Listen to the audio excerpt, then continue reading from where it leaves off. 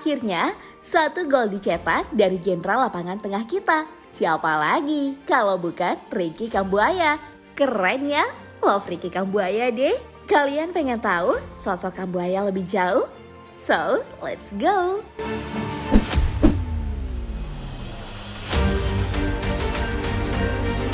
Tak banyak yang tahu kalau ternyata pria kelahiran Sorong, Papua ini awalnya dilarang untuk menjadi pesepak bola. Kakaknya Aroses Kambuaya berkata, dari keluarga secara umum kami berpikir untuk sekolah harus sampai selesai. Tak pernah berpikir untuk olahraga. Usaha rata-rata kita di Sorong harus sarjana. Tapi hal ini tak menghentikan langkahnya. Ia tetap optimis demi menatap karir dan mengambil keputusan besar sebagai awal jalan karirnya. Ia diam-diam pergi tanpa diketahui dari sang keluarga. Ricky baru mengabari ibunya lewat telepon, yang tahu-taunya ia sudah berada di Mojokerto. Tekad dan nyalinya perlu diacungi jempol deh.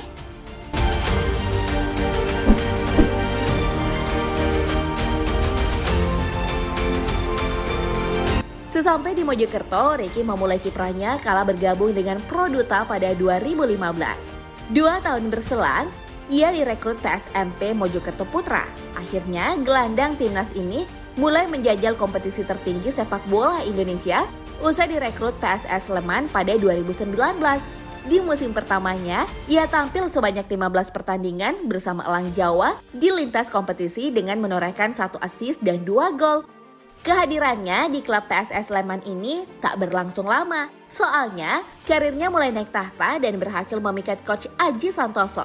Alhasil, pria kelahiran 5 Mei 1996 ini ikut bergabung di klub Persebaya di musim 2020. Bersama klub yang berjuluk Bajul Ijo itu, Ricky berhasil tampil di 15 laga dan mencetak 4 gol. Bahkan di klub Aji Santoso ini, ia dipercaya masuk ke skuad utama Persebaya.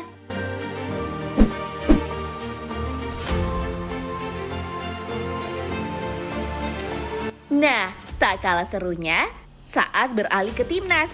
Sebenarnya, wajah pemain bernomor punggung 15 di AFF ini baru menghiasi sepak bola nasional di era Shin Taeyong dan melakoni debut pertamanya di playoff Piala Asia 2023 kontra Taiwan. Di laga leg pertama itulah, Ricky bermain apik, tapi sayangnya ia tak bisa bermain full 90 menit lantaran mengalami cedera.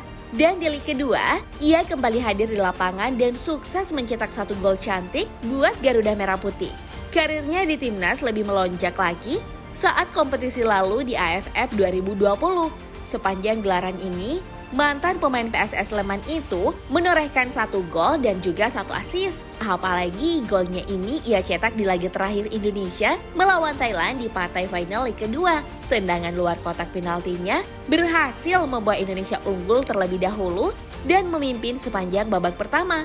Meski pada akhirnya kalah, tapi Ricky sukses menyabet gelar di laga ini sebagai man of the match dan mendapat hadiah sebuah handphone. Good job deh buat pria asal Papua ini.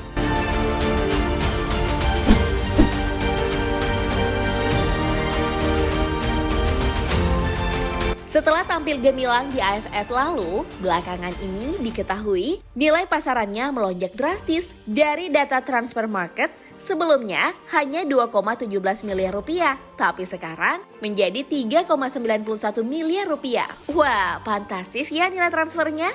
Nah, mengingat karir dan kekayaan yang fantastis, tentu dong banyak dari kalangan ciwi-ciwi yang menggandrungi pria berzodiak Taurus ini.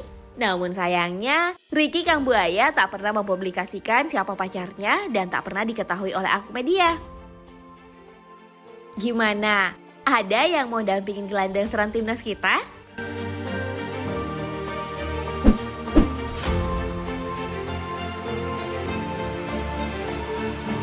Tak diketahui pasti siapa kekasih dari seorang Kambuaya, tapi ada hal unik yang penting kalian tahu dari salah satu pahlawan timnas kita. Dari Mutiara Hitam Papua, Ricky Kambuaya terbilang hidup cukup sederhana. Ketika ia pulang ke kampung halamannya, ia tak sedikit pun malu dengan keadaannya saat berkebun. Bahkan ia cukup senang dengan hobinya itu. Hal ini diungkapkan ketika absen di Persebaya saat sepak bola tanah air dilanda corona. Ricky berkata, saya sedang suka-sukanya dengan berkebun. Bangun pagi sudah sarapan langsung megang alat berkebun. Untuk saat ini rasanya lebih akrab dengan kapak, parang, cangkul untuk berkebun daripada dengan sepatu bola. Tutur Ricky. Gimana ciwi-ciwi? Ada yang kepincut dengan kesederhanaan Kang Buaya? Komen di bawah ya.